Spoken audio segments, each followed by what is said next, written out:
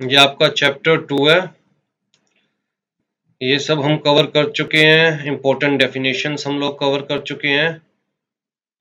उसके बाद आपके चैप्टर 2 में एक छोटा सा टॉपिक दिया हुआ है, कैपिटल एंड रिवेन्यू रिसिप्ट। ठीक है, और पास्ट अटेम्प्ट्स में अगर हम देखें तो एक दो बार क्वेश्चंस पूछे गए हैं इस टॉपिक में से भी, राइट। तो जी थोड़ा सा ये भी कवर कर लेते हैं टॉपिक। प्रीवियस क्लासेस में मैं कवर नहीं करता था, इस बार फर्स्ट टाइम मैं टॉपिक कवर कर रहा हूँ क्योंकि एक दो बार क्वेश्चंस पूछे गए हैं। वैसे तो बेस है ये, मतलब बेसिक चीज है। आई थिंक सबको पता होगी कि कैपिटल और रिवेन्यू रिसिप्ट्स में क्या डिफरेंस है, राइट। लेकिन टैक्स के पॉइंट ऑफ व्यू से हम लोगों को ये देखना है कि कैपिटल, देखिए सिंपल सी बात ये है कि कैपिटल रिसिप्ट की टैक्स ट्रीटमेंट डिफरेंट है, रिवेन्यू रिसिप्ट की टैक्स ट्रीटमेंट डिफरेंट है। तो आपको कोई भी रिसिप्ट मिल रही है तो आपको क्लियर होना चाहिए कि कैपिटल रिसिप्ट है या रिवेन्यू रिसिप्ट है। उसी के अकॉर्डिंग हम देखेंगे उस रिसिप्ट की क्या टैक्स ट्रीटमेंट होगी, राइट। जनरल रूल क्या है? जनरल रूल ये है कि एक्चुअल में जो कैपिटल रिसिप्ट है, कहता है जी वो टैक्सेबल नहीं होती, वो एग्जम्प्टेड होती है unless and until it is taxable under any specific provision of income tax laws। और जो रिवेन्यू रिसिप्ट है वो जनरली टैक्सेबल होती है unless and until it is exempted under any specific provision of income tax loss, right. तो general rule आपको क्या याद रखना है कि जी अगर हम रिवेन्यू इनकम की बात करेंगे, रिवेन्यू रिसिप्ट की बात करेंगे, तो that is generally taxable. Exempted कब होगी? जब किसी स्पेसिफिक प्रोविजन के अंदर उसे एग्जम्प्ट कर रखा होगा। और अगर हम कैपिटल गेन की बात करेंगे, कैपिटल रिसिप्ट की बात करेंगे, तो that is generally exempted. Taxable कब होगी? जब उसे स्पेसिफिक प्रोविजन के अंदर टैक्स कर रखा होगा, ठीक है। अब जी दोनों में डिफरेंस क्या है, कैपिटल या रिवेन्यू रिसिप्ट? कहता है जी अकाउंटिंग पॉइंट ऑफ व्यू से नहीं, टैक्सेशन के पॉइंट ऑफ व्यू से आपको समझना है कि दोनों में डिफरेंस क्या है। तो आपकी बुक में जो डेफिनेशन दे रखी है, कुछ मैं एज इट इज आपको करवा रहा हूं क्योंकि एमसीक्यू बेस्ड पेपर है। तो बट ऑब्वियस सी बात है, बुक से कुछ डेफिनेशंस एज इट इज उठा के दे दी जाती है, ठीक। तो कुछ डेफिनेशंस तो बुक्स में जो दे रखी है वो, और कुछ जो बेसिक कंसेप्ट है जो मुझे लगता है कि समझाना चाहिए वो। हाँ जी, कैपिटल रिसिप्ट आपकी बुक कहती है an amount referable to fixed capital is capital receipt. इसका मतलब अगर कोई भी फिक्स्ड कैपिटल से रिलेटेड अमाउंट है तो उसे कैपिटल रिसिप्ट कहेंगे, और अगर कोई भी सर्कुलेटिंग कैपिटल से रिलेटेड अमाउंट है तो उसे रिवेन्यू रिसिप्ट कहेंगे, ठीक है जी। अगर हम लोग बात करें बिल्डिंग की, तो बिल्डिंग के ऊपर जो खर्चा हो रहा है वो capital expense, right. Capital receipt का मतलब क्या हुआ? जैसे कि हम लोगों ने शेयर्स इशू करे, तो हमारे पास जो रिसिप्ट आई, जो पैसे आए, वो क्या है? Capital receipt. अब जी शेयर्स इशू करके जो पैसे आ रहे हैं, क्या वो टैक्सेबल होगा? The answer is no. बड़ा क्लियर कट सा ऊपर मैंने रूल बता दिया कि कैपिटल गेन या कैपिटल रिसिप्ट तब तक टैक्सेबल नहीं जब तक इनकम टैक्स के किसी स्पेसिफिक प्रोविजन में उसकी टैक्स ट्रीटमेंट ना दे रखी हो। इसी तरह अगर मैं बात करूं कि जी शेयर्स इशू किए, हमें प्रीमियम मिला। अब जी प्रीमियम तो क्या है? Over and above the face value. Company के लिए बेसिकली ये क्या है? बेनिफिट। लेकिन क्या है ये? कैपिटल इशू करते हुए, कैपिटल रेज करते हुए जो हमें रिसीव हो रहा है वो भी क्या है? Capital receipt. तो क्या ये टैक्सेबल होगा? कहता है इन जनरल टैक्सेबल नहीं होगा, लेकिन कुछ केसेस में यस ये भी टैक्सेबल होगा। कहां पर टैक्सेबल होगा? कहता है जी अदर सोर्सेज के अंदर। इसका मतलब स्पेसिफिक प्रोविजन दे दिया कि जी इन केसेस के अंदर अगर प्रीमियम रेज किया जाता है, फेयर मार्केट वैल्यू से ज्यादा लिया जाता है, तो अदर सोर्सेज के अंदर वो जो एक्सेस वाली अमाउंट है वो टैक्सेबल होगी। तो स्पेसिफिक केस बताए गए, राइट। दोबारा से रिपीट कर रहा हूं, कैपिटल गेन या कैपिटल रिसिप्ट तब तक टैक्सेबल नहीं है जब तक उसके लिए कोई स्पेसिफिक प्रोविजन इनकम टैक्स के अंदर ना हो।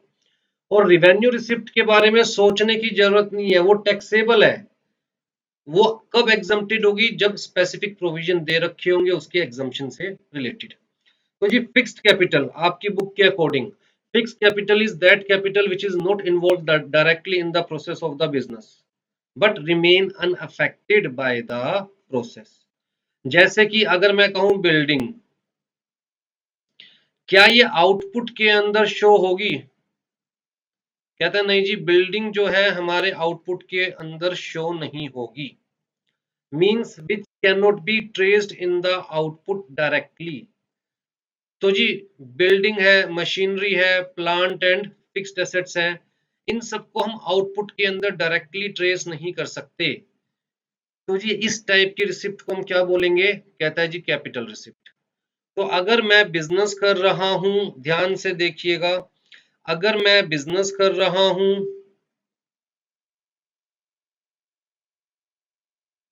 और मैं बिजनेस में मैन्युफैक्चरिंग के लिए कोई मशीनरी परचेज करता हूं, कोई प्लांट एक्वायर करता हूं, तो मेरे लिए वो मशीनरी और प्लांट क्या है?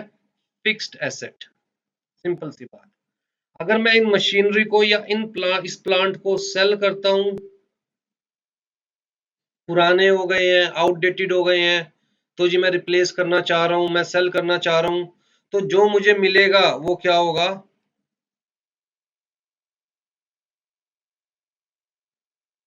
Capital receipt.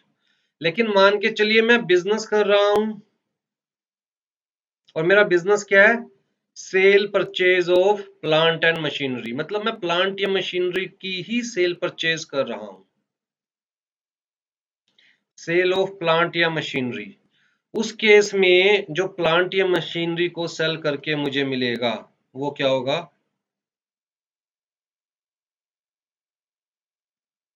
Revenue receipt. Right. तो डिपेंड करता है अलग अलग सिनेरियो पर। वही चीज आपकी बुक में दी हुई है कि जी कौन कौन से ऐसे फैक्टर्स है जो ये डिटरमाइन करेंगे कि जो हमें रिसिप्ट मिल रही है वो कैपिटल रिसिप्ट है या रिवेन्यू रिसिप्ट, और ये आपका एक एमसीक्यू बनता है। आपसे एग्जाम्स में पूछा जा सकता है, 4 ऑप्शन दे दी जाएगी आपको, बताइए जी इनमें से कौन सा फैक्टर कंसीडर नहीं किया जाएगा while determining the nature of the receipt. तो यहाँ पर हमारे पास 3 ही दे रखे हैं फैक्टर्स आपकी बुक के अकॉर्डिंग, 1 2 3, दैट्स ऑल। ये 3 फैक्टर दे रखे हैं। उसके अलावा जी फैक्टर्स दे रखे हैं आपकी बुक के अकॉर्डिंग जिनको कंसीडर नहीं किया जाएगा। 1 2 3 4 5 6 7 ऐसे फैक्टर्स दे रखे हैं जिनको कंसीडर नहीं किया जाएगा while determining the nature of the receipt. तो एमसीक्यू क्या बन सकता है जी? आपको 4 ऑप्शन दे दिए, आपको 5 ऑप्शन दे दी, मतलब अलग अलग ऑप्शंस दे दिए और ये पूछा गया कि बताइए जी इनमें से कौन सा फैक्टर है जो कंसीडर नहीं किया जाएगा। ये आपको ऑप्शंस दे दिए और पूछ लिया बताइए जी इनमें से कौन सा फैक्टर है जो कंसीडर किया जाएगा। आ जाइए जी, कौन कौन से फैक्टर्स है जो कंसीडर किए जाएंगे। सबसे पहला क्या दिया गया? Nature of business. कि जी आपके हाथ में जो पैसा आ रहा है, जो रिसिप्ट आ रही है, वो कैपिटल है या रिवेन्यू है, it depends upon the nature of business. Right. A receipt may be capital nature for one business and of revenue nature for another. Right? For example, sale proceed of a flat. ध्यान से देखिएगा इस चीज को। अच्छा video of कर लीजिए, मेरी डिस्ट्रैक्शन होती है। कोई भी प्लीज वीडियो ऑन मत कीजिए, मुझे डिस्ट्रैक्शन होती है। हाँ जी। तो हमने कहा एक ही बिजनेस के लिए एक तरह की रिसिप्ट कैपिटल हो सकती है, दूसरी तरह की रिसिप्ट रिवेन्यू हो सकती है। कैसे? अगर एक सैलरीड पर्सन अपना फ्लैट सेल कर रहा है तो ये उसका बिजनेस तो नहीं है, तो अपनी फिक्स्ड एसेट को सेल करेगा, फ्लैट को सेल करेगा, जो वो उसे रिसिप्ट मिलेगी वो क्या होगी? Capital receipt. लेकिन अगर वही चीज प्रॉपर्टी डीलर एक फ्लैट सेल कर रहा है जो कि उसके लिए स्टॉक इन ट्रेड है, तो प्रॉपर्टी डीलर के लिए वही चीज क्या होगी? Revenue receipt. राइट। जैसे सेल प्रोसीड ऑफ सिक्योरिटीज। अगर एक स्टॉक ब्रोकर स्टॉक सेल करता है, शेयर सेल करता है, तो उसके लिए वो चीज क्या होगी? रिवेन्यू रिसिप्ट, क्योंकि उसका डे टू डे बिजनेस है। लेकिन मेरे जैसा इंसान जो कि कोचिंग प्रोवाइड करता है, अगर मैं किसी कंपनी के अंदर एज इन्वेस्टमेंट शेयर्स परचेज कर रहा हूं और मैं उन शेयर्स को सेल करूंगा, तो इन्वेस्टमेंट को सेल करके जो मुझे मिलेगा वो क्या होगी? Capital receipt. एक मैन्युफैक्चरिंग कंपनी जिसका काम मैन्युफैक्चर करना है, अगर उसके पास एक्सेस मनी है और वो किसी कंपनी के शेयर्स में, स्टॉक्स में इन्वेस्ट करती है एज इन्वेस्टमेंट, तो जी फ्यूचर में जब भी वो इन्वेस्टमेंट को सेल करेगी उसके हाथ में क्या आएगा? Capital receipt. तो प्रोसीड ऑफ सिक्योरिटीज ही है, एक के लिए रिवेन्यू रिसिप्ट, दूसरे के लिए कैपिटल रिसिप्ट। तो जी नेचर ऑफ बिजनेस पे डिपेंड करता है कि आपके हाथ में जो रिसिप्ट आ रही है वो कैपिटल रिसिप्ट है या रिवेन्यू रिसिप्ट। फिर इन्होंने कहा nature of the recipient, recipient के ऊपर डिपेंड करता है कि जो हाथ में रिसिप्ट आ रही है वो कैपिटल रिसिप्ट है या रिवेन्यू रिसिप्ट। तो जी अपॉन द वे इन विच और the purpose for which recipient is receiving the amount. जैसे कि अगर कंपनसेशन आपको मिल रहा है और वो कंपनसेशन किस लिए मिल रहा है, कहता है जी लॉस ऑफ कैपिटल एसेट, तो वो क्या हो जाएगा कैपिटल रिसिप्ट। लेकिन वही कंपनसेशन आपको मिल रहा है फॉर द डैमेज ऑफ या लॉस ऑफ ट्रेडिंग एसेट, तो वही कंपनसेशन क्या हो जाएगा रिवेन्यू रिसिप्ट। जैसे मान के चलिए मैंने मशीन ऑर्डर की थी, अब जी 6 मंथ्स के अंदर अंदर मुझे मशीन मिलनी थी, लेकिन मशीन मुझे 8 मंथ्स तक भी नहीं मिली। तो मैंने ऑर्डर की थी 1 लाख की, अब जी सामने वाले ने क्योंकि डिले कर दिया इसलिए मुझे कंपनसेशन दे रहा है सामने वाला 20,000 का, कि जी आप 20,000 रुपये कम दे देना। तो कायदे से ये क्या है कैपिटल बेनिफिट है या रिवेन्यू बेनिफिट है, कहता है जी कैपिटल बेनिफिट। क्यों, किस चीज के लिए, लॉस ऑफ कैपिटल एसेट। अगर मान के चलिए कि सामने वाले ने मुझे मशीन दी और उसने कहा जी 1 मिनट में 10 यूनिट प्रोड्यूस करेगी मशीन, लेकिन मशीन प्रोड्यूस कर रही है सिर्फ 9 यूनिट्स, तो वो मुझे कंपनशिएट कर रहा है। अब वो जो कंपनशिएट कर रहा है किस लिए कर रहा है कि भैया मैं प्रोडक्शन कम कर पा रहा हूँ जिसकी वजह से मेरा प्रॉफिट कम हो जाएगा, उस चीज के लिए कंपनशिएट कर रहा है। तो वो जो रिसिप्ट मिलेगी मुझे वो क्या मिलेगी, कहता है जी revenue receipt, right. If the capital asset is converted into income, बहुत इंपॉर्टेंट चीज है ध्यान से देखिएगा, capital asset is converted into income और जो प्राइस है realised on its sale takes form of periodic payment. आपने किसी ने भी रिवर्स मॉर्टगेज का नाम सुना है, रिवर्स मॉर्टगेज क्या होता है रिवर्स मॉर्टगेज।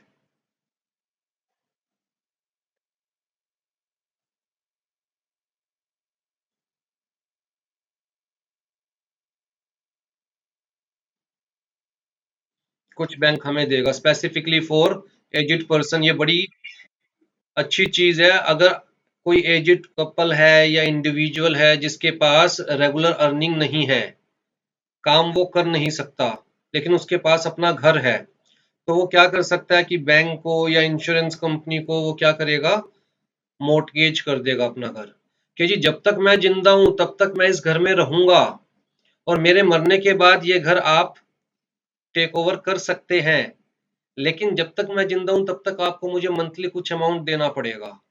तो इससे जो हमारे अ, बुजुर्ग लोग हैं उनको लाइवलीहुड की हेल्प मिल जाती है। तो उन्होंने एक्चुअली में किया क्या है, they have converted their capital asset into income, monthly उनको इनकम मिलती रहेगी।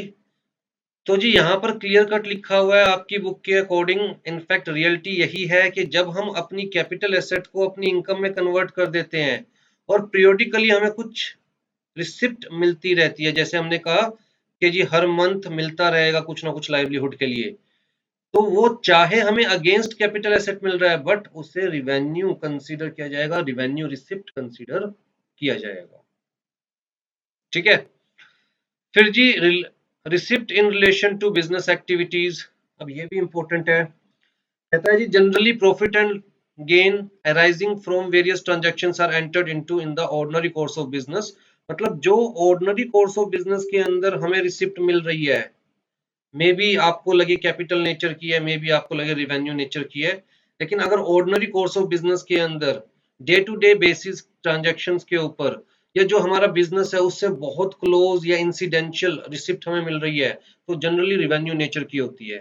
जैसे कि स्टॉक ब्रोकर का हमने एग्जांपल लिया था, अगर स्टॉक ब्रोकर शेयर सेल करता है तो ये उसका डे टू डे बेसिस का काम है, राइट। तो जो रिसिप्ट होगी रिवेन्यू नेचर की कंसीडर की जाएगी।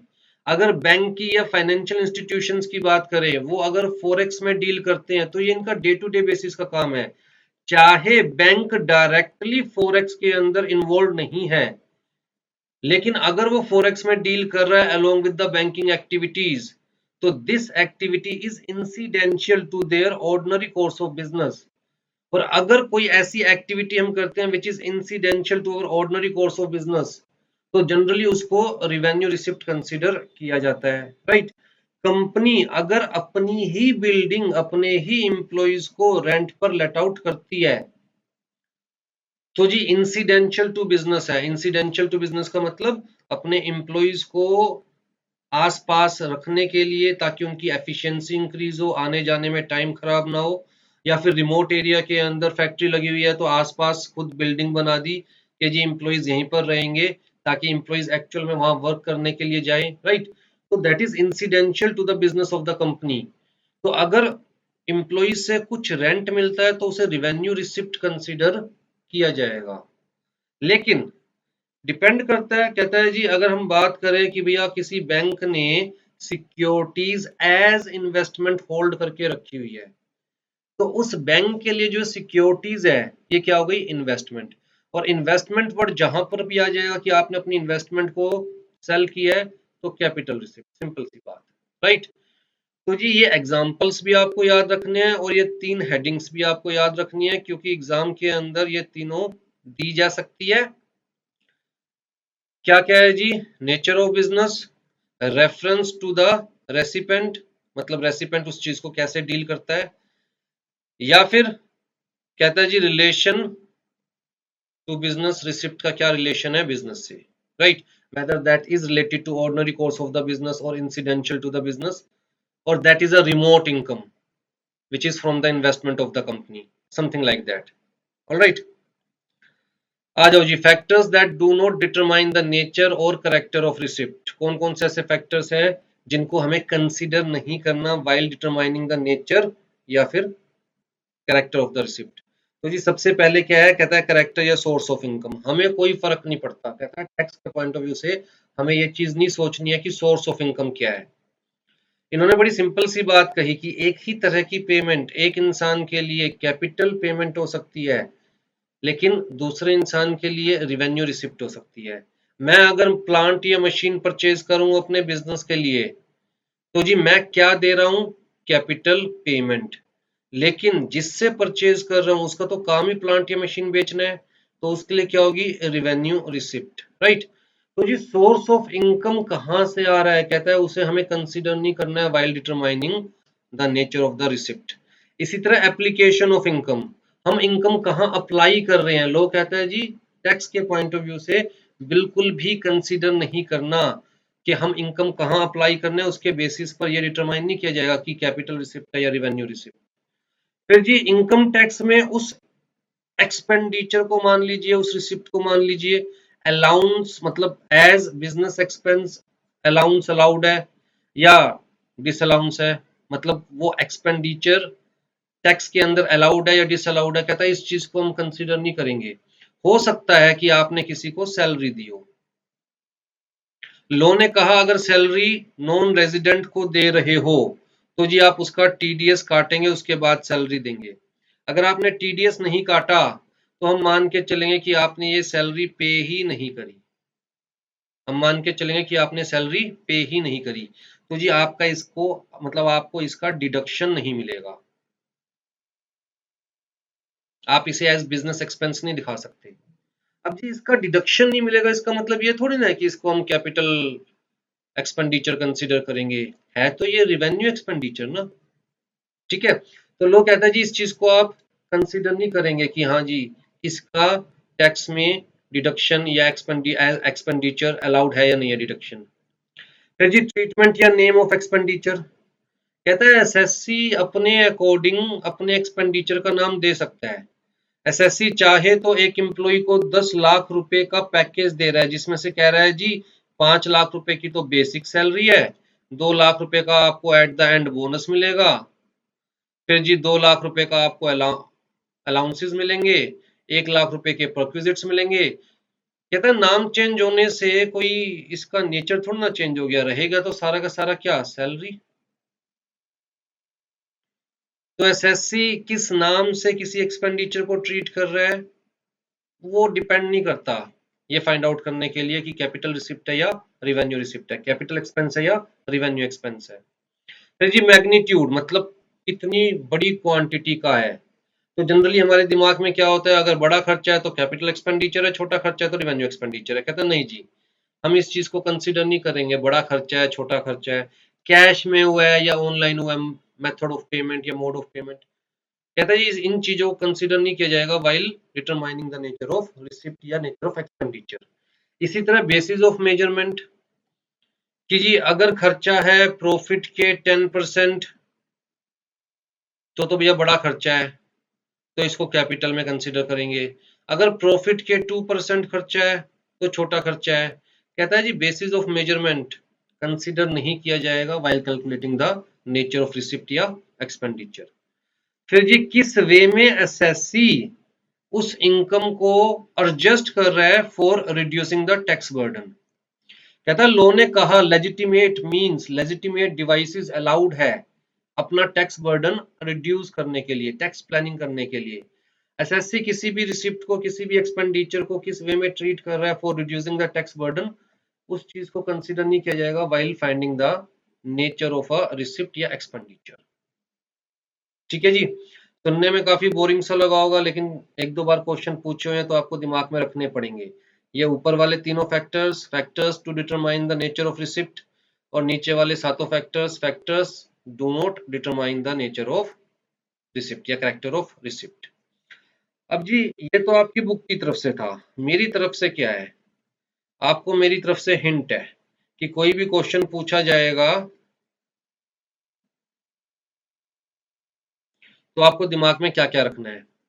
Every kind of expenditure to acquire the new asset till the asset is put to use in the business, capital expenditure.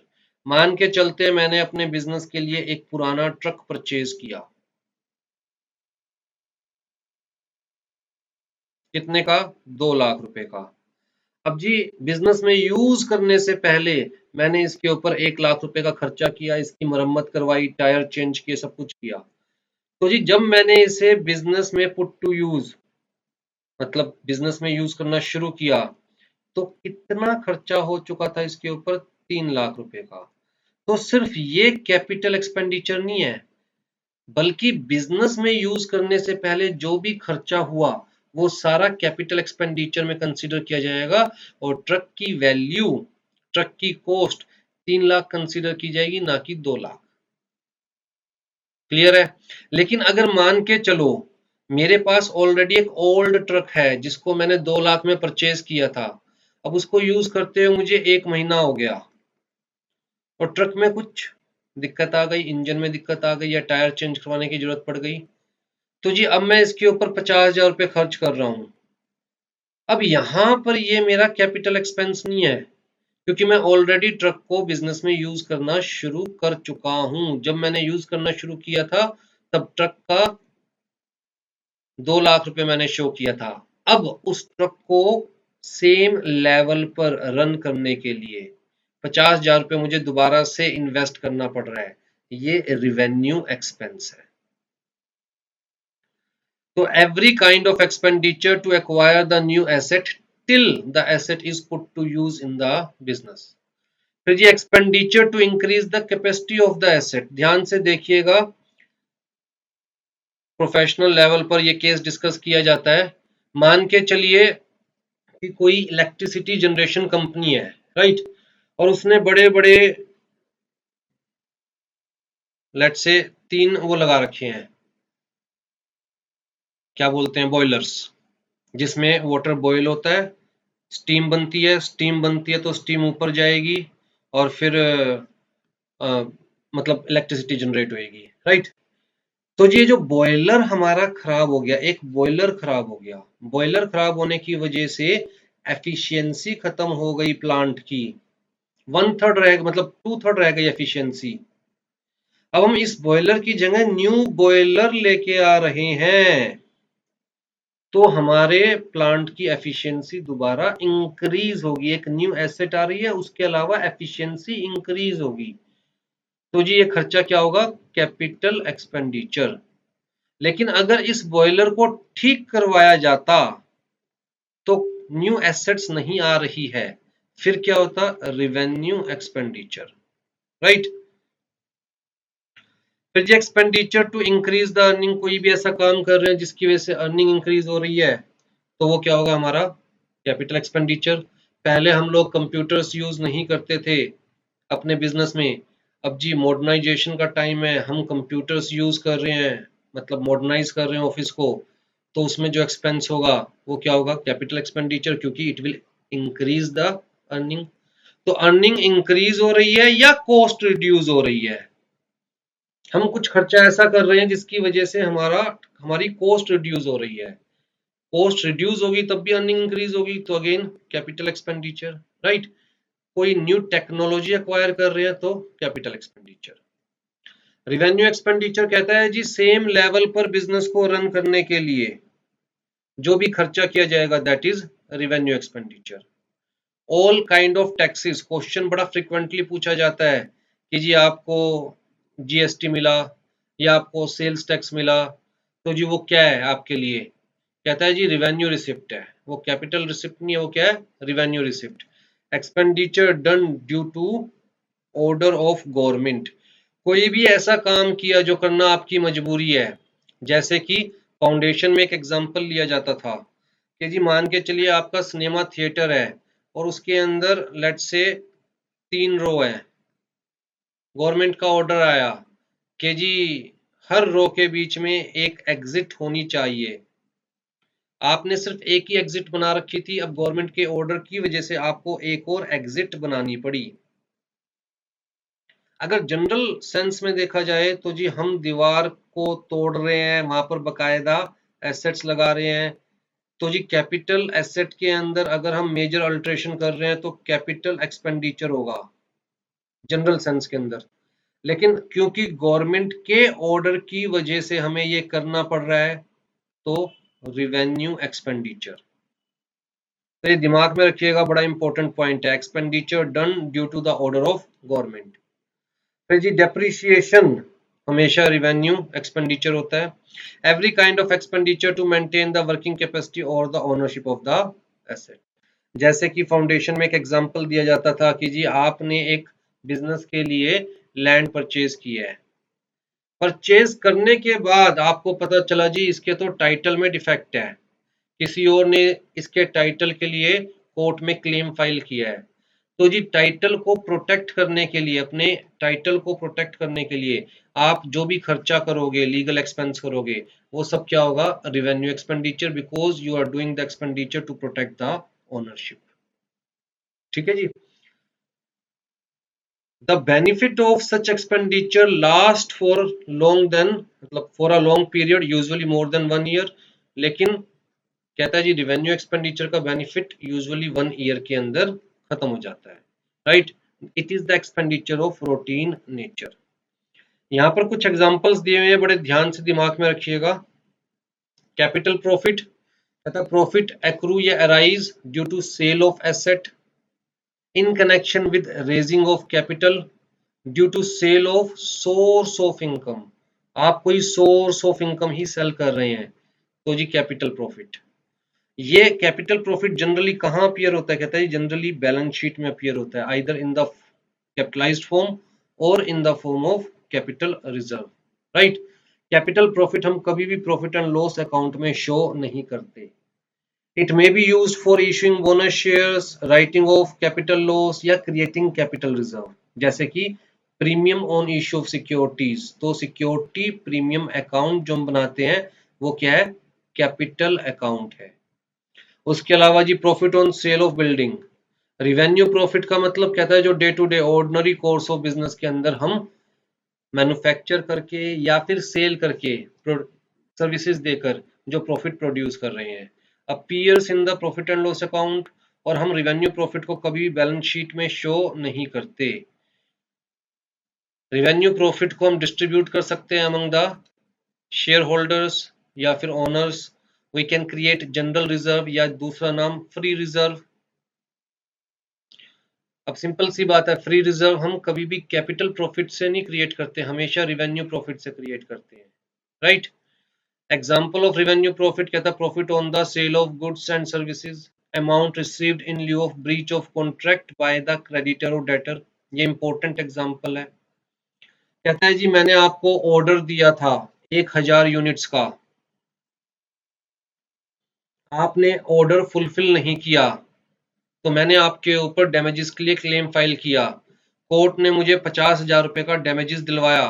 ये 50,000 रुपए क्या है? Revenue profit, right? The amount received in लिeu of breach of contract by creditor और debtor. हाँ जी।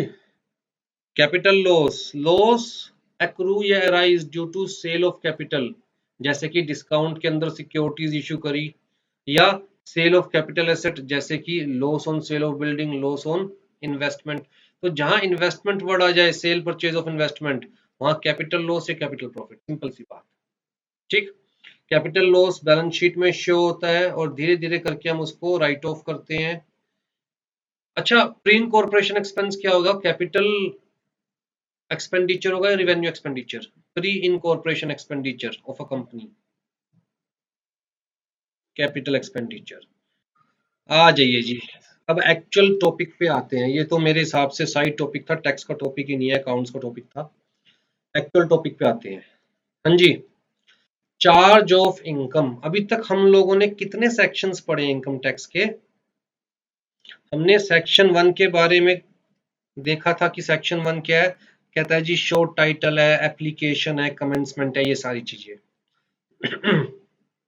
Section 2 के बारे में हमने कहा जी इसके अंदर डेफिनेशंस दे रखी है अलग अलग। सेक्शन 3 के बारे में हमने कहा जी क्या था सेक्शन 3? Previous year. फिर जी सेक्शन 4, अब सारी डेफिनेशंस कंप्लीट हो गई। अब बताओ जी किस चीज पर टैक्स पे करना है? सेक्शन 4 क्या है? कहता है जी किस चीज पर टैक्स पे करना है?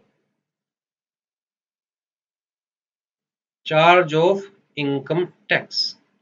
तो section 4 is the charging section. हर टैक्स लॉ के अंदर एक चार्जिंग सेक्शन जरूर होगा, और वो चार्जिंग सेक्शन बेसिकली गवर्नमेंट को पावर दे रहा है टू चार्ज द टैक्स। जैसे कि section 4 of income tax act क्या पावर दे रहा है गवर्नमेंट को? To charge income tax. तो जी सेक्शन 4 क्या कहता है, ध्यान से सुनिए। आर्टिकल 265 तो याद है ना, जो कहता है कि जी no tax can be levied या collected without the authority of law, right? तो उसी पॉइंट ऑफ व्यू से इनकम टैक्स एक्ट 1961 लाया गया और उसके अंदर चार्जिंग सेक्शन डाला गया। चार्जिंग सेक्शन क्या है? It is the authority for charging of income tax. तो सेक्शन 4 क्या है? पहले एज इट इज सेक्शन 4 पढ़ते हैं, उसके बाद इसको देखेंगे। Where any central act, central act finance act, central act का मतलब यहाँ पर क्या है? Finance act. ये जो पार्ट है ये सेक्शन 4 में नहीं लिखा हुआ, ये मैंने खुद लिखा है, फाइनेंस एक्ट। सेंट्रल एक्ट किसको रेफर कर रहा है? Finance act. एनेक्स दैट, हर साल फाइनेंस एक्ट आता है, तो कहता है जी where any central act annex that income tax shall be charge for any assessment year. तो जी फाइनेंस एक्ट अथॉरिटी देगा कि इनकम टैक्स चार्ज किया जाना चाहिए किसी भी असेसमेंट ईयर के लिए, एट एनी रेट और rates, the income tax at that rate और रेट्स। तो जी फाइनेंस एक्ट ही क्या बताने वाला है? रेट बताने वाला है। फाइनेंस एक्ट ही क्या कहने वाला है कि इनकम टैक्स चार्ज किया जाएगा या नहीं किया जाएगा, राइट?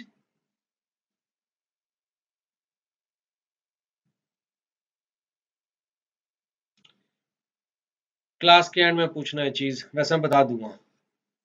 हाँ जी। तो कहता है जी जो फाइनेंस एक्ट रेट या रेट्स बता रहा है उसके according tax shall be charged for that year in accordance with and subject to the provisions of this act in respect of the total income of previous year of every person. चलो जी, अब इसके अंदर सारे important words highlight करते हैं। पहली चीज, कौन बताने वाला है जी टैक्स चार्ज किया जाएगा या नहीं किया जाएगा? कौन बताने वाला है किस रेट पर टैक्स चार्ज किया जाएगा? कहता है फाइनेंस एक्ट। तो रेट भी कहां दे रखे हैं? फाइनेंस एक्ट में। अच्छा, टैक्स कौन से इनकम के ऊपर चार्ज किया जाएगा? कहता है जी टोटल इनकम कौन से ईयर की, किसकी टोटल इनकम के ऊपर? पर्सन। अगर ऐसी गलतियां करोगे फिर पास नहीं होगे। एसएससी की डेफिनेशन पहले ही पढ़ी हमने, और हमने लिखा था उसके अंदर, देखा था कि एसएससी का मतलब जिसने इनकम टैक्स में कोई भी पैसा देना हो किसी भी फॉर्म में, एंड इंक्लूड्स एनी पर्सन जिसके ऊपर कोई प्रोसीडिंग्स चल रही हो, चाहे उसने पैसा देना है या नहीं देना, चाहे उसकी कोई टोटल इनकम है या नहीं है, and includes deemed SSC and assessee in default. तो आप ये मत बोले कि एसएससी की इनकम के ऊपर टैक्स चार्ज किया जाएगा, कहता है पर्सन की इनकम के ऊपर टैक्स चार्ज किया जाएगा। एसएससी तो ऐसा भी हो सकता है जिसकी कोई टोटल इनकम नहीं है, मान के चलिए मैं निकम्मा हूं, नकारा हूं, एक भी पैसा अर्न नहीं करता, लेकिन मेरा बेबी अर्न करता है पैसा, तो उसकी इनकम के लिए एसएससी कौन हो गया? मैं हो गया, अगर वो माइनर है तो एसएससी तो ऐसा बंदा भी हो सकता है जो एक भी पैसा अर्न नहीं कर रहा, उसकी कोई टोटल इनकम ना हो। तो जी टोटल इनकम किसकी? Of a person. पर्सन की डेफिनेशन हम पढ़ चुके हैं, प्रीवियस ईयर की डेफिनेशन हम पढ़ चुके हैं, टोटल इनकम की डेफिनेशन हम पढ़ चुके हैं। अच्छा, कब टैक्स चार्ज किया जाएगा? कहता है जी असेसमेंट ईयर में।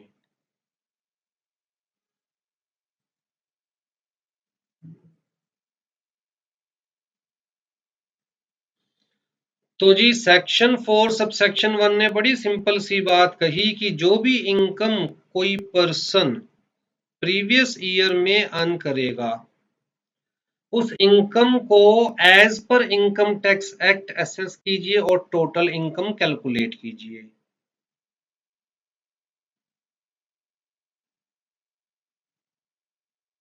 Income tax act 1961।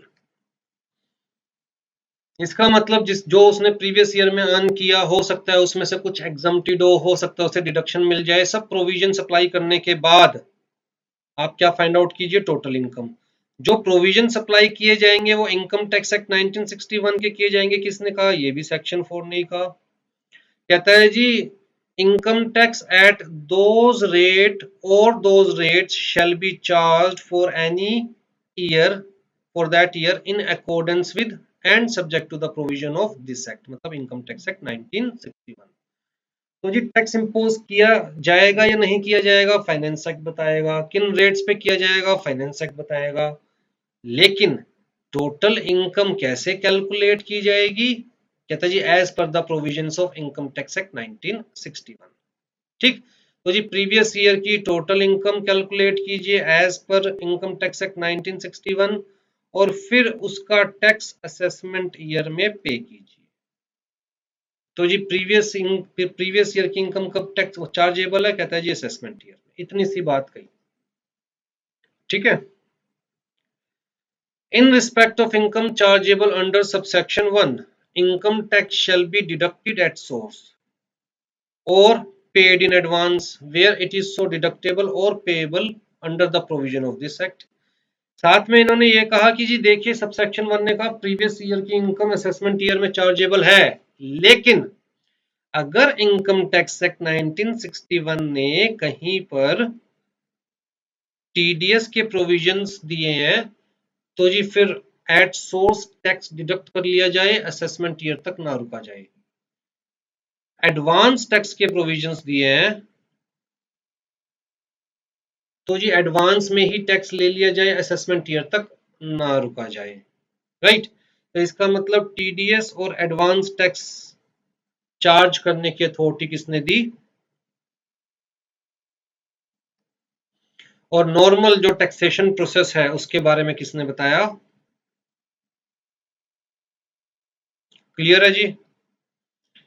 हाँ जी, thus according to section 4 subsection 1 income tax shall be charged only if the central act मतलब finance act states so। income tax shall be charged at the rate या rate specified in the finance act। income tax shall be charged in respect of total income of the previous year of every person। income tax shall be charged in the assessment year। ठीक है जी, आ जाइए। उसके बाद जी इन्होंने कहा कि हमारे पास concept है टीडीएस का भी। टीडीएस का कंसेप्ट आई थिंक आपको क्लियर हो चुका था, मैं आपको एग्जांपल दे चुका था, फिर भी मैं बता देता हूँ।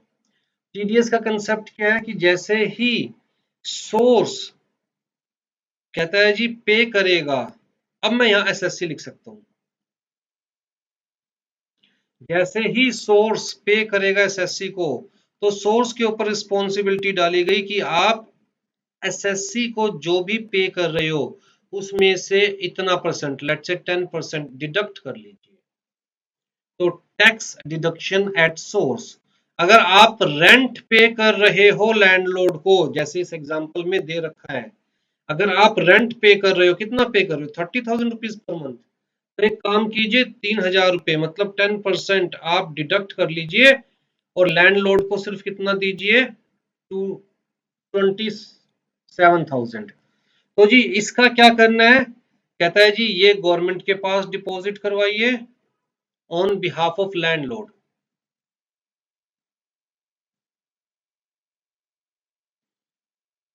और लैंडलॉर्ड को इतना दे दीजिए। ठीक, ऐसे ही हर महीने गवर्नमेंट के पास 3,000 रुपए जमा होते रहेंगे लैंडलॉर्ड के पॉइंट ऑफ व्यू से। तो जी 3,000 रुपए इंटू में 12, 36,000 लैंडलॉर्ड की तरफ से गवर्नमेंट के पास टैक्स जमा हो जाएगा। जब प्रीवियस ईयर खत्म होगा, असेसमेंट ईयर में लैंडलॉर्ड अपनी इनकम असेस करेगा, बकायदा रिटर्न बनाएगा, जी इस हेड के अंदर मेरी इतनी इनकम है और मेरा इतना टैक्स बनता है। तो जी वो लैंडलॉर्ड गवर्नमेंट के पास जाएगा, गवर्नमेंट को कहेगा देखो जी मेरी इतनी इनकम बन रही है और मेरा इतना टैक्स बन रहा है, उस टैक्स में से ऑलरेडी आपके पास 36,000 मेरी तरफ से आ चुके हैं। किसने दिए, मेरे टेनेंट ने दिए टीडीएस के तौर पर। तो जी बचा हुआ टैक्स आप मेरे से ले लीजिए।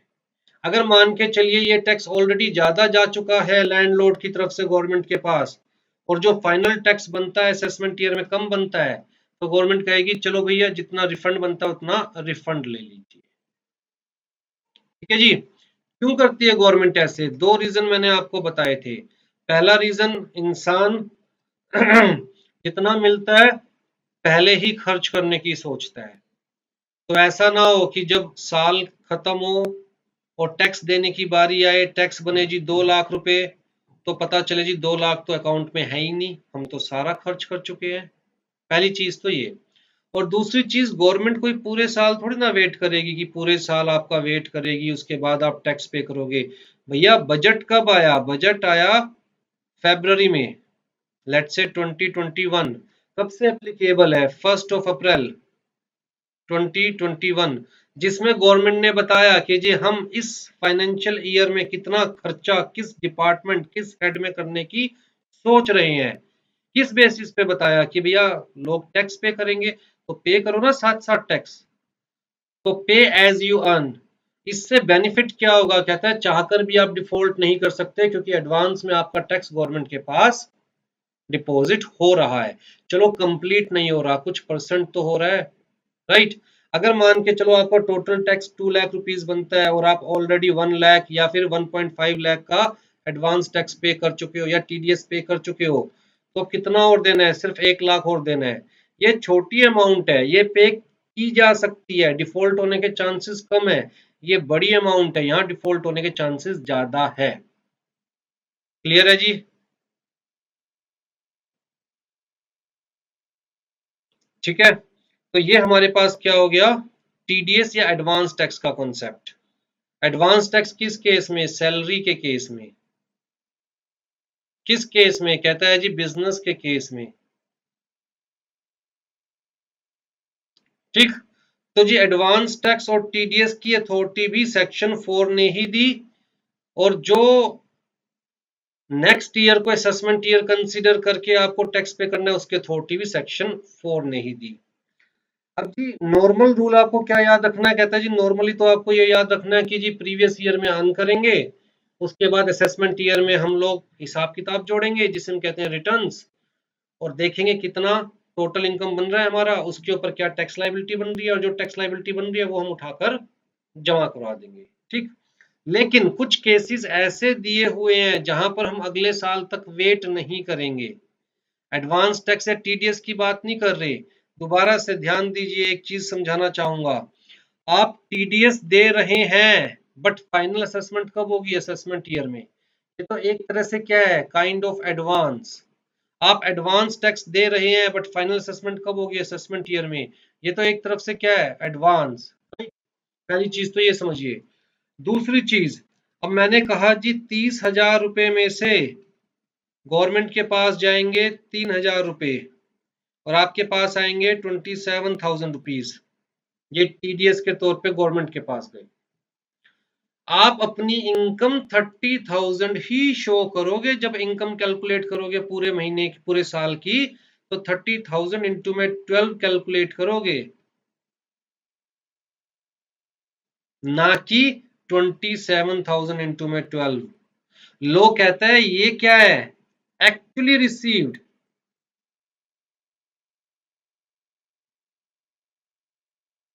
और ये क्या है, डीम्ड टू बी रिसीव्ड। चाहे आपके हाथ में कैश नहीं आया, लेकिन आप ही का पैसा है, तो डीम्ड टू बी रिसीव्ड।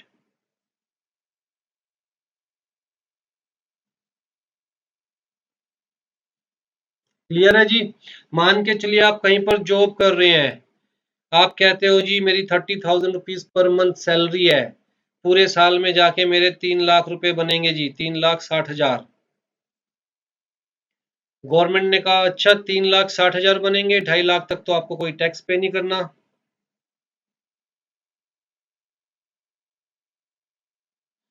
और ऊपर के जो आपके 1.1 लाख है, उसके ऊपर आपको 5% टैक्स पे करना है, तो ये 5500 रुपये। तो गवर्नमेंट ने कहा चलो एक काम करो, 500 रुपये हर महीने एडवांस टैक्स या टीडीएस के नाम का कटवाते रहो अपनी सैलरी में से। जब प्रीवियस ईयर खत्म हो जाएगा तो आप अपना हिसाब किताब बनाना और हमें दिखाना कितना आपका टैक्स बन रहा है, तो जो एडवांस टैक्स आप दे रहे हो हम एडजस्ट कर लेंगे। राइट। तो आपको क्या सैलरी 30,000 रुपीज मिल रही है? The answer is no. आपका एम्प्लॉयर 500 रुपये डिडक्ट कर लेगा इसमें से और आपको देगा, और ये आपके नाम का गवर्नमेंट के पास जाएगा। लेकिन इनकम जब आप अपनी कैलकुलेट करोगे, जब आप अपनी टोटल इनकम कैलकुलेट करोगे, तो 30,000 इंटू में 12 ही कंसीडर करोगे। ये deemed to be received.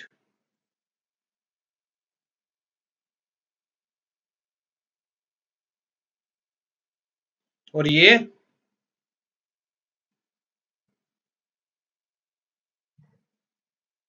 Actually received.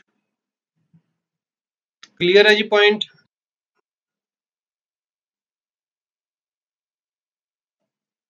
आ जाइए जी।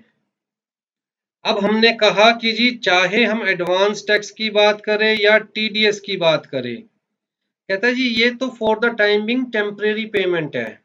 फाइनल असेसमेंट कब होगी? असेसमेंट ईयर में होगी। फाइनल असेसमेंट कब होगी? असेसमेंट ईयर के अंदर होगी। ठीक है। लेकिन कुछ केसेस ऐसे जब फाइनल असेसमेंट कहता है जी उसी ईयर में हो जाएगी, नेक्स्ट ईयर तक वेट नहीं करेंगे।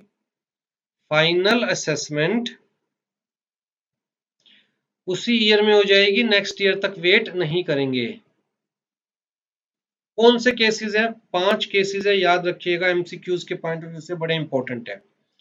सबसे पहला केस है जी section 172, shipping business of non resident. लो कहता है कि भैया एक नॉन रेजिडेंट, मान के चलिए कोई अमेरिकन है, उसका शिपिंग बिजनेस है, वो इंडिया में शिप लेके आता है। अब शिपिंग बिजनेस है तो अलग अलग कंट्रीज में शिप जा सकते हैं, इंडिया में शिप लेके आता है। जब ये इंडिया में शिप लेके आया तो यूएसए से पैसेंजर्स और गुड्स कैरी करके चला था। चलो जी, चला कहां से? यूएसए से। तो सोर्स ऑफ इनकम क्या है? यूएसए। क्या उस इनकम पे इंडिया में कोई टैक्स पे करना है? The answer is no. जब वो इंडिया पहुंच गया और इंडिया से वापस यूएसए जा रहा है, तब वो पैसेंजर्स या गुड्स कहां से कैरी करके चलेगा? इंडिया से। अब वो पैसेंजर और गुड्स इंडिया से कैरी कर रहे हैं, तो सोर्स ऑफ इनकम क्या है? इंडिया। तो जी ये जो पैसेंजर से गुड कैरी करने के नाम का जो वो फेयर चार्ज करेगा, जो भी पैसे लेगा, वो इनकम कंसीडर की जाएगी और उसके ऊपर टैक्स कहाँ पे करना है? इंडिया में टैक्स पे करना है। सीधी सी बात है, सोर्स ऑफ इनकम इंडिया है तो टैक्स कहाँ पे करना है? इंडिया में टैक्स पे करना है। राइट। अब जी लो ने कहा कि हम कोई यूएस से थोड़ी ना जाएंगे उससे टैक्स मांगने के लिए कि चलो जी प्रीवियस ईयर है, अभी पूरे साल इसे अर्न करने दो, फिर अगले साल असेसमेंट ईयर में हम इसके पास जाएंगे, फिर इसकी रिटर्न में देखेंगे कितनी इनकम का सोर्स ऑफ इनकम इंडिया है और उसके ऊपर टैक्स मांगेंगे। ऐसा थोड़ी ना होगा। तो जी ये बंदा एक बार यूएस से चला गया तो चला गया, फिर कहाँ टैक्स देने आएगा, ये इसकी मर्जी है अगली बार इंडिया का ट्रिप लगाएगा नहीं लगाएगा। तो गवर्नमेंट ने कहा देखिए जी जितना भी ये फेयर ले रहा है, फ्रेट ले रहा है, चार्ज ले रहा है, जिस भी नाम से ले रहा है, इंडिया से जो भी पैसेंजर्स को ये कैरी करेगा या गुड्स को कैरी करेगा, जितना भी ये ले रहा है, उस सारे के ऊपर हम 7.5% क्या कंसीडर करेंगे, उसकी इनकम। मान के चलिए उसने 1000 रुपीज चार्ज किया, तो हम मान के चलेंगे 75 रुपए क्या है इस 1000 में से उसकी इनकम, बाकी क्या है हम मान के चल रहे हैं उसका एक्सपेंस। अब ये इनकम है तो इसके ऊपर उसे टैक्स पे करना पड़ेगा। ठीक है जी। तो जिस ईयर के अंदर वो इंडिया से लीव करेगा, उसी ईयर में टैक्स पे करने के बाद ही लीव करेगा, या तो वो खुद टैक्स पे करे या अपना किसी एजेंट को इंडिया में ऑथराइज करके जाए कि भैया ये मेरे बिहाफ पर टैक्स पे करेगा, to the satisfaction of the assessing officer. ठीक, मतलब हम असेसमेंट ईयर में इस केस में टैक्स नहीं लेंगे, उसी फाइनेंशियल ईयर में ही टैक्स ले लिया जाएगा। तो इस केस में वो फाइनेंशियल ईयर इसके लिए क्या बन जाएगा, असेसमेंट ईयर ही बन जाएगा। क्लियर है जी, इसके ऊपर क्वेश्चन पूछा हुआ है तो ये आपको फिगर याद रखनी है।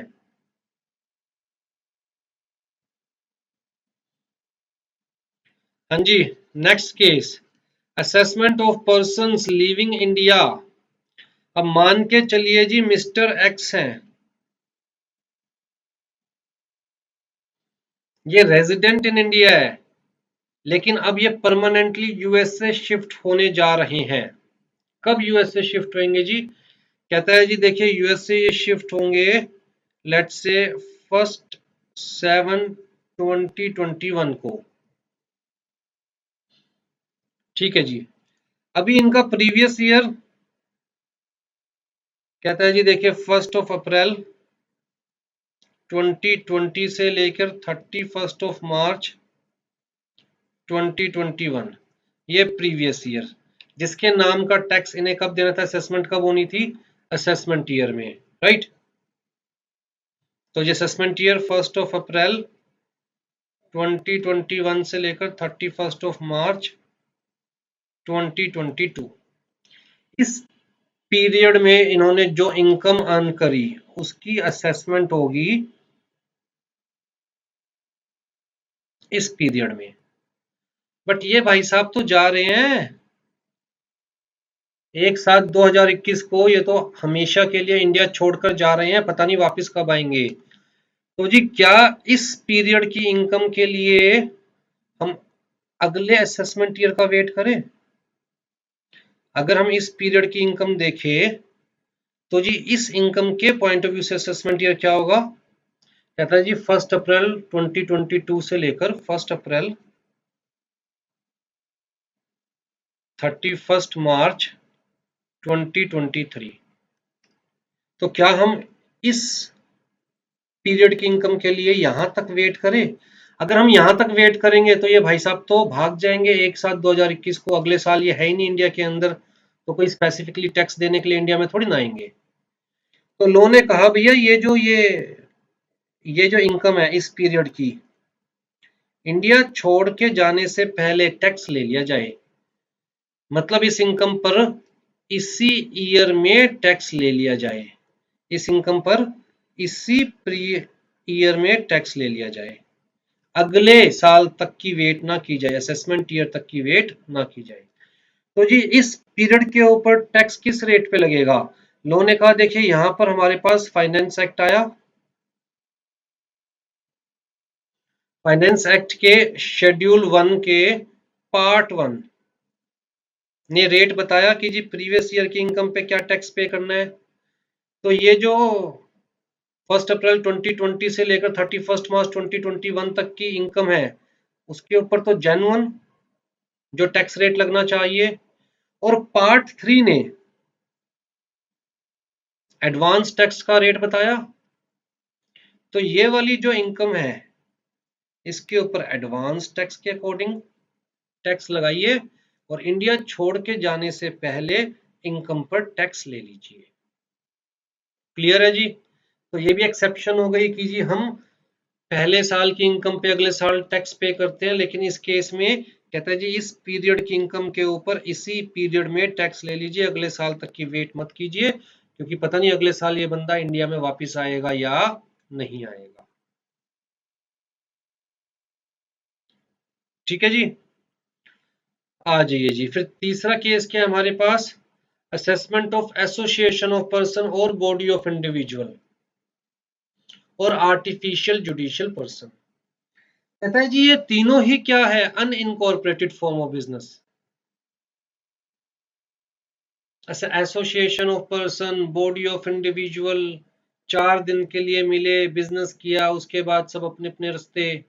मतलब इनकी कोई स्पेसिफिक आइडेंटिटी तो है नहीं, जैसे कंपनी की अपनी एक आइडेंटिटी होती है, एलएलपी की अपनी एक आइडेंटिटी होती है, इनकी कोई स्पेसिफिक आइडेंटिटी तो है नहीं। तो जी जहां पर भी ये एसोसिएशन ऑफ पर्सन या बॉडी ऑफ इंडिविजुअल या आर्टिफिशियल जुडिशियल पर्सन एक छोटे टाइम के लिए मिले हैं, शॉर्ट स्पैन के लिए, लेट्स से 1 मंथ के लिए, और 1 मंथ के बाद ये अपने अपने रास्ते चले जाएंगे।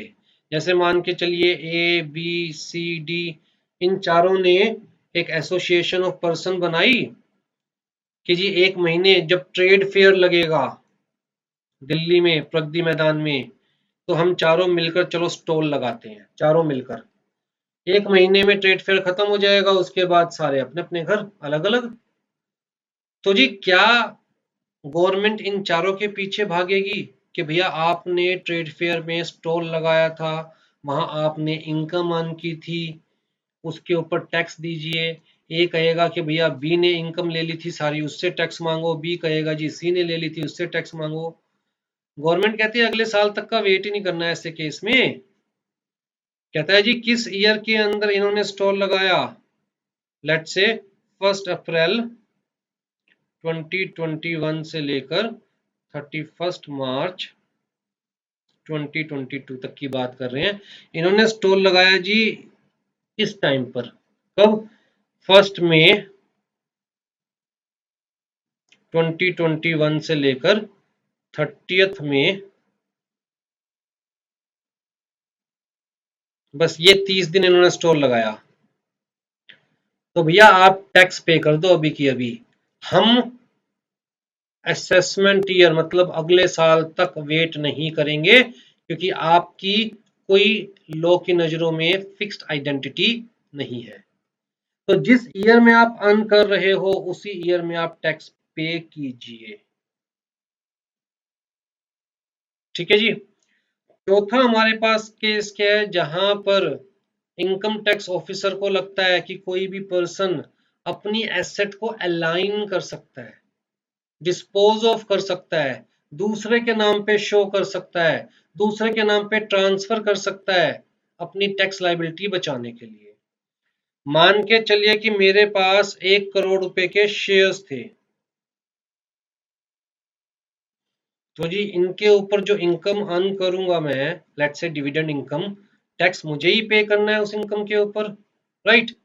अब जी मैंने इसमें से कुछ शेयर्स एक्स के नाम कर दिए, कुछ वाई के नाम कर दिए, कुछ जेड के नाम कर दिए।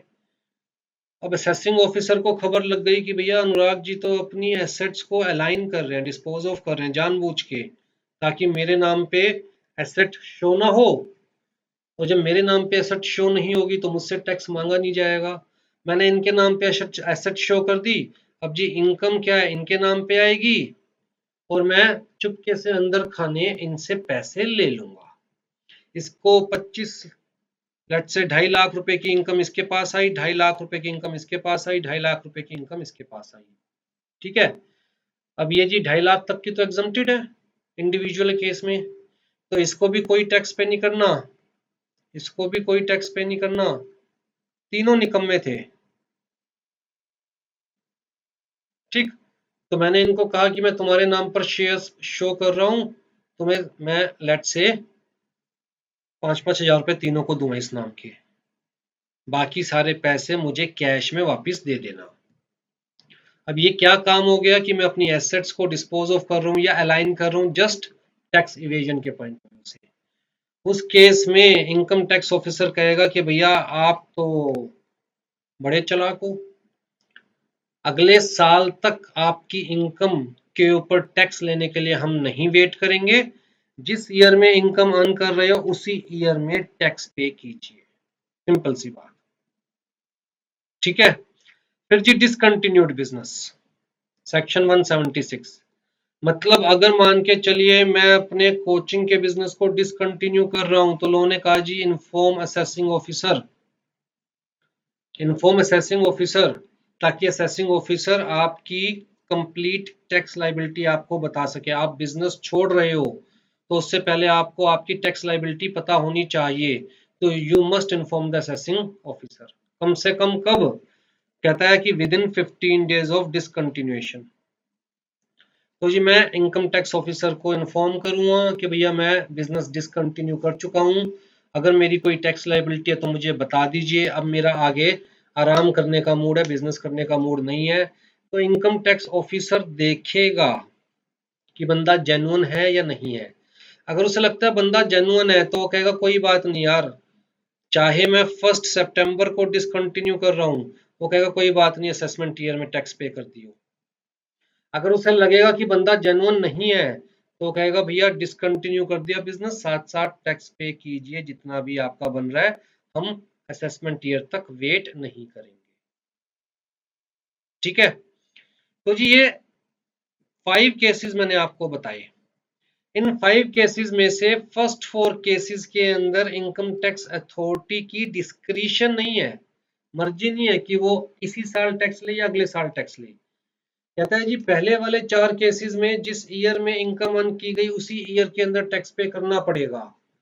5वें केस के अंदर इनकम टैक्स ऑफिसर की अथॉरिटी है, इनकम टैक्स ऑफिसर चाहे तो सेम ईयर के अंदर टैक्स ले, चाहे तो नेक्स्ट ईयर मतलब असेसमेंट ईयर तक वेट करे। कोई डाउट हो तो बताइए जी।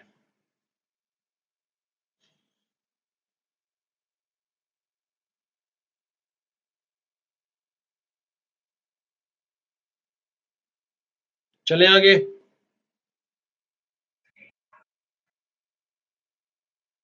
Advance tax rate, advance tax rate, जब हम सेम ईयर के अंदर टैक्स चार्ज कर रहे हैं, जिस ईयर में हम अर्न कर रहे हैं उसी ईयर में हम टैक्स चार्ज कर रहे हैं, तो जी फाइनेंस एक्ट का शेड्यूल 1 का पार्ट 1 तो प्रीवियस ईयर की इनकम के ऊपर एप्लीकेबल है, और पार्ट 3 इस वाली इनकम के ऊपर एडवांस टैक्स।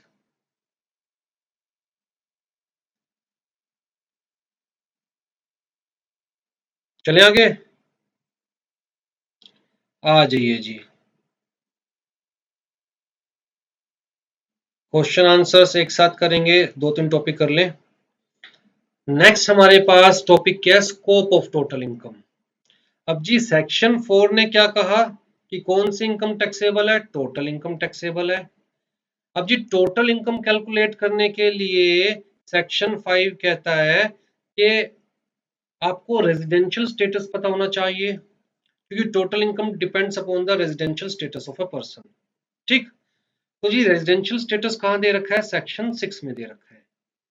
तो सेक्शन 5 में क्या दे रखा है, स्कोप ऑफ टोटल इनकम, कि टोटल इनकम में क्या क्या कंसीडर किया जाएगा। तो जी सेक्शन 5 ने कहा कि टोटल इनकम के पॉइंट ऑफ व्यू से किसी भी पर्सन को हम या तो resident and ordinary resident consider कर सकते हैं, या फिर resident but not ordinary resident consider कर सकते हैं, या फिर नॉन रेजिडेंट कंसीडर कर सकते हैं। तो रेजिडेंशियल स्टेटस क्या हो सकता है किसी भी पर्सन का, resident and ordinary resident, resident but not ordinary resident, या फिर नॉन रेजिडेंट। ठीक है जी, कंपनी के केस में कहता है जी या तो रेजिडेंट होगा या नॉन रेजिडेंट होगा, 3 स्टेटस नहीं होंगे। ये बेसिकली किस केस में कहता है जी, इंडिविजुअल के केस में एंड एचयूएफ के केस में। इंडिविजुअल्स एंड एचयूएफ के केस में 3 स्टेटस हो सकते हैं, कोई भी इंडिविजुअल या कोई भी एचयूएफ, या तो रेजिडेंट एंड ऑर्डिनरी रेजिडेंट हो सकता है, या resident but not ordinary resident हो सकता है, या फिर नॉन रेजिडेंट हो सकता है। ठीक, कंपनी की बात करें, एओपी की बात करें, बीओआई की बात करें, बाकी किसी की बात करें तो वो या तो रेजिडेंट होंगे या फिर। हाँ जी, सेक्शन 5 क्या कह रहा है आपको? सबसे पहले तो आप आरओआर के केस में देखिए। सेक्शन 5 कहता है जी, आरओआर के केस में world wide income is taxable in India. World wide income का मतलब क्या हुआ?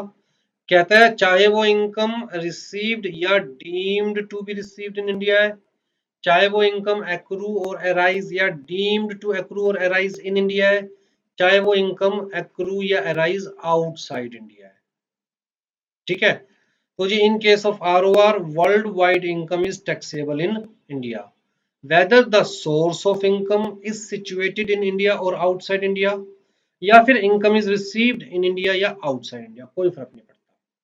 देखिए आपको सिंपल सी चीज दिमाग में क्या रखनी है, किसी भी इनकम को जज करते हुए आपको देखना है कि इनकम रिसीव्ड कहाँ हुई है या फिर इनकम का सोर्स क्या है। कहता है जी अगर सोर्स ऑफ इनकम इंडिया है, सोर्स ऑफ इनकम इंडिया है, तो चाहे आरओआर है, चाहे आरएनओआर है, चाहे एनआर है, नॉन रेजिडेंट, हर केस में इंडिया में टैक्सेबल है। ठीक है, अगर source of income received in India है,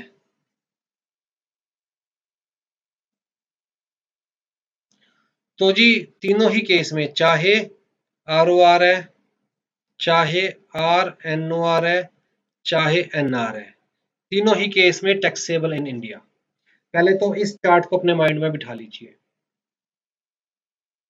अगर सोर्स ऑफ इनकम इंडिया है, जैसे कि मान के चलिए अगर कोई बिल्डिंग इंडिया में है, तो जी वो बिल्डिंग से जो रेंट आएगा, तो मान के चलेंगे वो रेंट का सोर्स क्या है? इंडिया। तो source of income is India. अब जी रेंट चाहे आरओआर को मिले, चाहे आरएनओआर को मिले, चाहे एनआर को मिले, shall be taxable in India, सीधी सी बात। और अगर रेंट रिसीव भी इंडिया में हो रहा है, तो चाहे आरओआर को रिसीव हो रहा है, चाहे आरएनओआर को हो रहा है, चाहे एनआर को हो रहा है, टैक्सेबल इन इंडिया। ठीक है जी।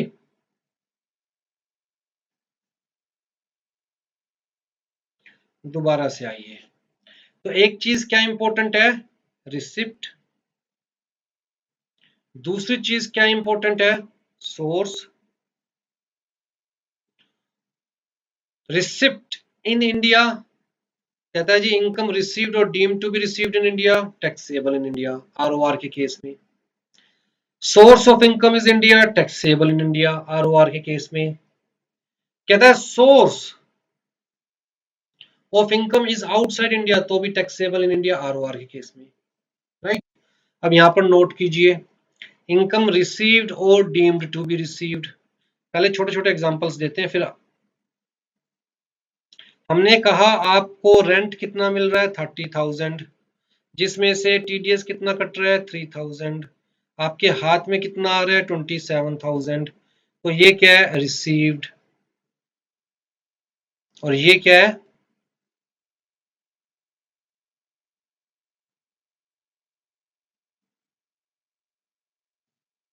Deemed to be received. ये रिसीव्ड है, ये डीम्ड टू बी रिसीव्ड। ठीक है जी, तो इन्होंने कहा कि रिसीव्ड इन इंडिया या deemed to be received in India, दोनों ही केस में आरओआर में टैक्सेबल इन इंडिया। फिर जी इनकम एक्रूज और अराइज और डीम्ड टू एक्रू और अराइज इन इंडिया। तो जी एक्रू और अराइज इन इंडिया का मतलब कहता है जी जो रेंट आपको मिल रहा है इंडिया में, वो तो एक्रू और अराइज इन इंडिया, सिंपल सी बात है। राइट, मतलब कोई भी इनकम जो इंडिया में अर्न की जा रही है दैट इज एक्रू या arise in India. Deemed to accrue और अराइज इन इंडिया का मतलब क्या हो गया? कहता है वो इनकम जो डायरेक्टली इंडिया में अर्न नहीं की जा रही, बट ये डीम किया जाएगा कि इंडिया में अर्न की गई। कैसे? आप मान के चलो सारी लाइफ आपने इंडिया में जॉब करी,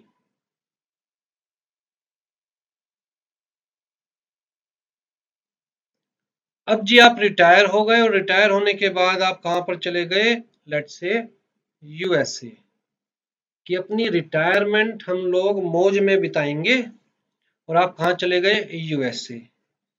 अब आपको क्या मिल रही है, पेंशन।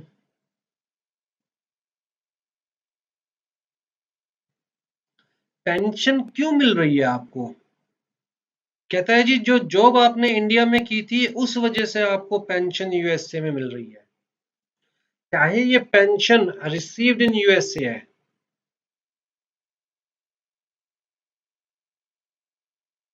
बट लोग कहते हैं हम मान के चलेंगे ये डीम्ड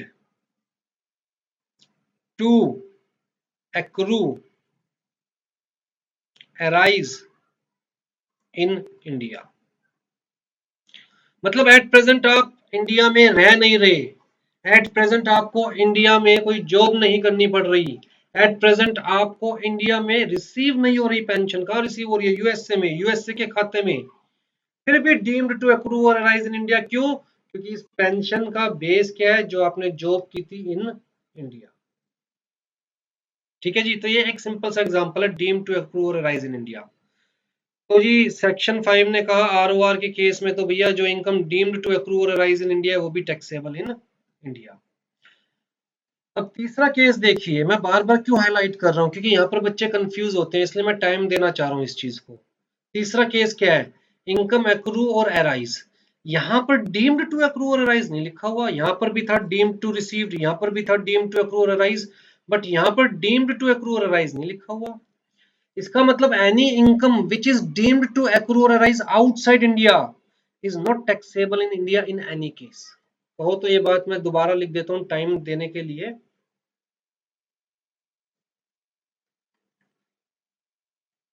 एनी इनकम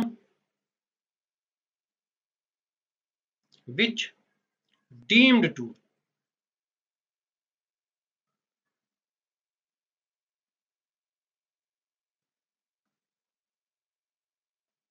एक्रू या अराइज आउटसाइड इंडिया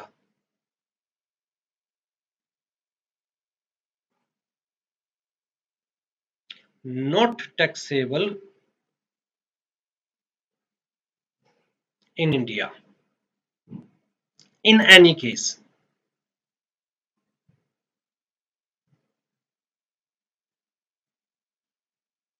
रहेगा याद,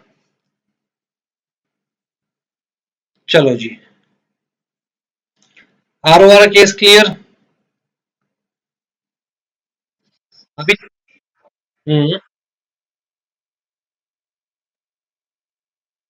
हम रेजिडेंशियल स्टेटस की बात कर रहे हैं, resident and ordinary resident in India, resident but not ordinary resident in India. अच्छा चलिए, शायद ये आपने टोक दिया, बता देता हूँ। टैक्स के पॉइंट ऑफ व्यू से हम लोग क्या देखते हैं, रेजिडेंशियल स्टेटस, ना कि सिटीजनशिप। रेजिडेंशियल स्टेटस किस चीज पे डिपेंड करता है, अगर मैं इंडिविजुअल की बात करूं तो कहता है कि stay in India, number of days in India. इसका मतलब मिस्टर जॉन जो कि सिटीजन ऑफ यूएसए है, और वो परमानेंटली हमेशा से यूएसए ही रहते थे, लेकिन पिछले साल इंडिया में आए, प्रीवियस ईयर में पिछले साल इंडिया में आए, और इंडिया में 200 डेज का स्टे था उनका, तो प्रीवियस ईयर में वो क्या हो गए, रेजिडेंट। ठीक है, अब वो resident but not ordinary resident है, या रेजिडेंट बट ऑर्डिनरी रेजिडेंट है, वो एक अलग बात है, बट वो क्या हो गए, तो इंडिया में क्या पे करना पड़ेगा, टैक्स। ठीक है जी, आ जाओ जी, अब हम आर एन ओ आर की बात करते हैं, ध्यान से देखिएगा। कहते हैं आर एन ओ आर के केस में रेजिडेंट है but not ordinarily resident, resident है बट नॉट ऑर्डिनरीली रेजिडेंट। जैसे कि मैंने कहा कि जी मिस्टर जॉन है, प्रीवियस ईयर इंडिया में आए, और प्रीवियस ईयर में पहली बार ही आए थे इंडिया में, और इंडिया में 200 दिन रह गए, तो जी रेजिडेंट तो है प्रीवियस ईयर में, पर क्या ये इंडिया के ऑर्डिनरीली रेजिडेंट है, द आंसर इज क्या ये इंडिया के ऑर्डिनरी रेजिडेंट है? The answer is no. अब नो क्यों कहा, कंडीशंस है वो मैं आपको आगे बताऊंगा। फॉर द टाइम बिंग, कि ऐसे लोग भी होते हैं जो for the time being resident in India but they are not ordinarily resident in India, right. तो जी यहाँ पर ऐसे लोगों के लिए कहा, क्या कहा कि जी इनकम रिसीव्ड और deemed to be received in India taxable in India, income accrue or arise or deemed to accrue or arise in India taxable in India, income accrue or arise outside India। ROR के case में क्या कहा था, yes taxable in India. R NOR के case में हम क्या कह रहे हैं कि टैक्सेबल इन इंडिया इफ या कंडीशन आ गई, such income is derived from the business controlled in और प्रोफेशन सेटअप इन इंडिया। इसका मतलब अगर मान के चलो कि ये जो मिस्टर जॉन है जो कि रेजिडेंट तो है बट नॉट ऑर्डिनरी रेजिडेंट, अगर वो इंडिया में कोई बिजनेस सेटअप करते हैं, मतलब let's say outside India business setup कर रहे हैं, इंडिया में क्या आउटसाइड इंडिया, यूएसए में कोई बिजनेस सेटअप कर रहे हैं, लेकिन उस बिजनेस को कंट्रोल कहां से कर रहे हैं, उस बिजनेस को कंट्रोल कहां से कर रहे हैं, इंडिया से। तो उस बिजनेस से जो इनकम एक्रू या अराइज होगी वो भी इंडिया में टैक्सेबल होगी। अगर मिस्टर जॉन अपने बिजनेस को इंडिया से कंट्रोल नहीं कर रहे तो फिर ये जो फॉरेन इनकम है मिस्टर जॉन की, ये इंडिया में टैक्सेबल नहीं होगी। तो जी आर एनओआर के केस में यहां पर कंडीशन आ गई, बाकी सब चीज सेम है।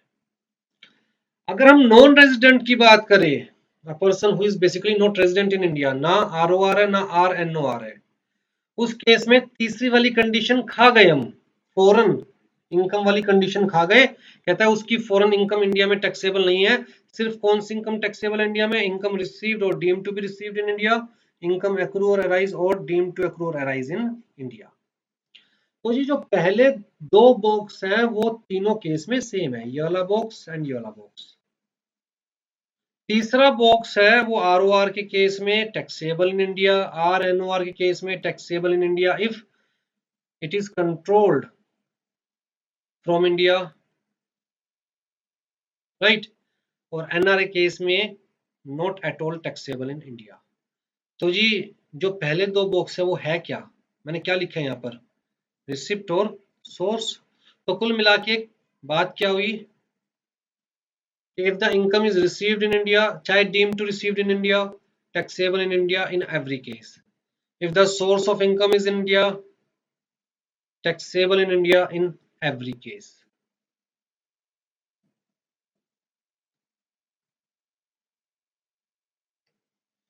वही चीज टेबल के फॉर्मेट में देख लीजिए। कहता है आरओआर के केस में तीनों इनकम टैक्सेबल इन इंडिया, तो आरओआर के केस में world wide income is taxable in India.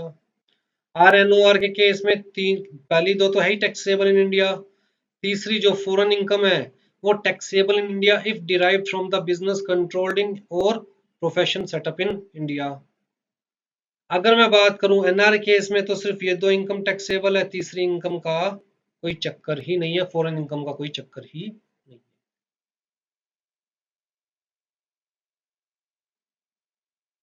बताओ जी कोई पॉइंट कोई वर्ड जो अभी तक आपके समझ में नहीं आया, किसी ऐसी उलझन में आप घूम रहे हो कि पता नहीं क्या चल रहा है। धीरे धीरे चले, कोई दिक्कत नहीं है, आप बस बोलो धीरे धीरे। हम क्या पढ़ रहे हैं, दोबारा से हम क्या पढ़ रहे हैं, हमें कहा गया सेक्शन 4 ने हमें कहा जी total income is taxable, total income is taxable. तो हमने बड़े मासूमियत से पूछा कि भैया ये टोटल इनकम क्या होगी, तो सेक्शन 5 ने कहा लाओ मैं बताता हूं टोटल इनकम क्या होगी। सेक्शन 5 ने कहा जी देखिए तीन तरह के रेजिडेंशियल स्टेटस हो सकते हैं और टैक्स के पॉइंट ऑफ व्यू से we are concern only with the residential status of a person. या तो कोई भी पर्सन आरओआर हो सकता है, या कोई भी पर्सन आर एनओआर हो सकता है, या कोई पर्सन एनआर हो सकता है। फिर हमने मासूमियत से पूछा जी ये आरओआर आर एनओआर एनआर कैसे फाइंड आउट करेंगे, कि जी मिस्टर अनुराग जैन आरओआर है इंडिया में या आर एनओआर है या फिर एनआर है। तो सेक्शन 6 ने कहा लाओ मेरे पास हो, मैं बताता हूं। तो सेक्शन 6 क्या बताने वाला है हमें?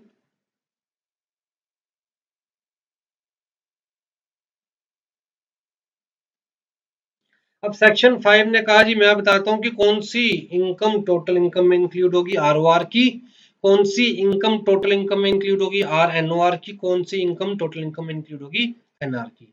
मतलब टोटल इनकम का स्कोप क्या होगा।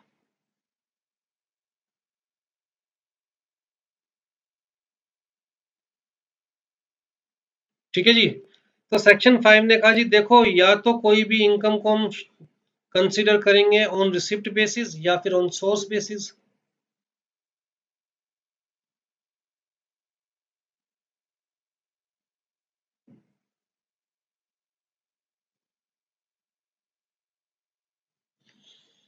अच्छा, सोर्स ऑफ इनकम कहता है मे बी इंडिया,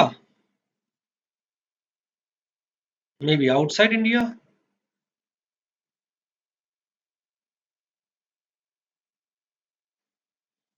किसने कहा? सेक्शन 5 ने। तो ये सेक्शन 5 ने कहा जी देखो, अगर रिसिप्ट इन इंडिया है,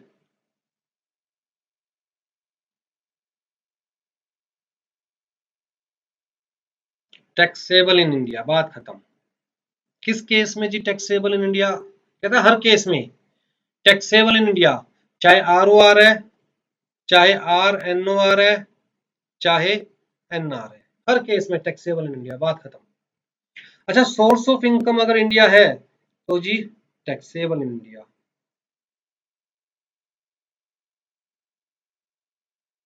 अगेन जी किस केस में टैक्सेबल इन इंडिया? कहता है हर केस में।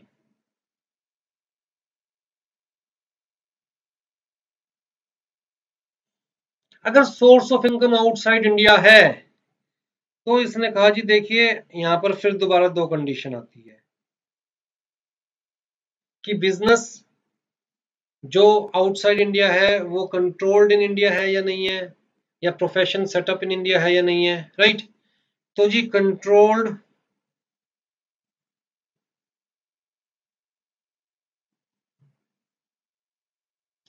इन इंडिया और नॉट।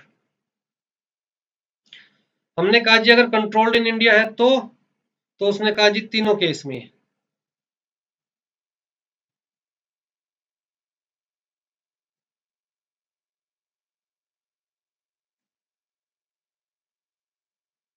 अगर नॉट कंट्रोल्ड इन इंडिया है तो हमने कहा जी किसी भी मतलब आरओआर के केस में खाली। आरओआर की तो वर्ल्ड वाइड इनकम इंडिया में टैक्सेबल है ना, अगर आप resident and ordinary resident in India है तो जी आपकी इनकम पे तो इंडिया का हक है ना, राइट। और अगर बिजनेस कंट्रोल्ड इन इंडिया है तो हमने कहा जी आर एन आर केस में भी है, अभी एनआर को नहीं उलझाते। और आउटसाइड इनकम जो आउटसाइड इंडिया हो रही है उसके अंदर एनआर का रोल अभी नहीं यूज करते, जब हम कनेक्शन पढ़ेंगे तब यूज करेंगे बिजनेस कनेक्शन। सिंपल सी बात तो है, बताइए क्या डिफरेंस, क्या मतलब इसके अंदर डिफिकल्टी है?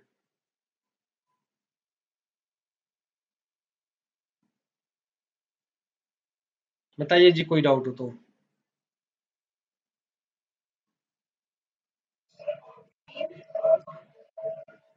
डीम्ड टू अक्रू का मतलब जो चाहे इंडिया में अक्रू नहीं हुई है लेकिन मान के चला जाएगा कि इंडिया में अक्रू हुई है, जैसे कि मैंने यहाँ पर पेंशन का एग्जांपल लिया।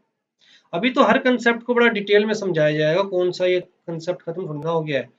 अभी तो इस 7th स्लाइड पे हम आए हैं और टोटल मिला के 29 स्लाइड्स है खाली इसी टॉपिक के ऊपर, क्या डीम टू अक्रू माना जाएगा, क्या डीम टू रिसीव्ड माना जाएगा, तो काफी डिटेल में अभी तो। ठीक है जी, आज के लिए मेरे ख्याल से इतना काफी है।